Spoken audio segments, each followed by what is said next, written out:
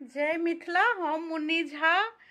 आइ हम एकटा जानकारी लऽ कऽ अयलहुँ हन जे अपना मिथिलामे जे बेटा और बेटीके विवाह, अखन विवाहके लगन शुरू भऽ गेल हन।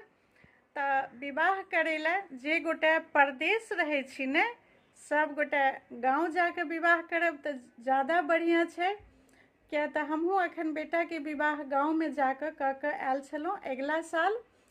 और विवाहमे की होइ छै ने, अपना सब जे बाहर रहै छियै हुनका विधि व्यवहार कनि कम बुझल रहै छनि और सबसँ पूछि कऽ विधि व्यवहार करै छथिन। तऽ हम एखन विवाह बेटाके कऽ कऽ अयलहुँ हन तऽ हमरा सबटा बुझल यऽ, सबसँ पूछि कऽ केलियै। तऽ कहलियै जे एकटा वीडियो बना दै छी जे अहूँ सबके पता लागत, तऽ ज़्यादा किछु पूछऽ नहि पड़त सबसँ। तऽ देखियौ, सबसँ पहिने की होइ छै ने, बेटाके विवाहमे जे चुमानवला चंगेरा होइ छै, जे आँगनमे जे विवाह कालमे चुमान कऽ कऽ बेटाके विदा कयल जाइ छै, तऽ ओहि चुमानवला जे चंगेरा होइ छै ने, ओहिमे की सब रहै छै से आइ सुनि लिअ। ओहि चुमानवला चंगेरामे लाल कलरके धान रहै छै, सावा सेर तक दऽ दियौ। सावा ओहिमे लागल रहैके चाही। सावा किलो तऽ बहुत भऽ जाइ छै, सावा सेर लाल धान दऽ दियौ।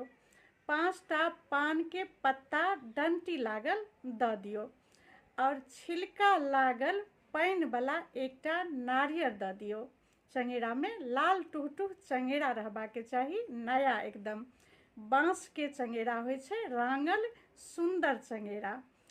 और एक हत्था केराके जे छै से पाकल केरा दियौ, पियर खूब सुन्दर एक हत्था जे छै से केरा दऽ दियौ। ओहिके बाद ओहि चंगेरामे सुपारी रहै छै, 5टा या 7टा या 11टा, जेटा भऽ सकत सुपारी सेहो पड़ै छै चुमानवला चंगेरामे। और दुर्वा अक्षतके लेल एकटा थारी अलगसँ बना लेल करू। ओहिमे जे छै से सुन्दर चावलके पियर रंगसँ रंगि लिअ। अगर पियर रंग नहि भेटत तऽ हल्दी शुभ होइ छै, हल्दी पाउडरसँ सेहो चावलके रंगि लिअ और ओहिमे दूबि और धऽ देबै, तऽ ओहिसँ दुर्वा अक्षत चुमानके तुरंत बाद पड़ै छै। और धान तऽ देबे के लिए सब चीज डालामे भऽ गेल।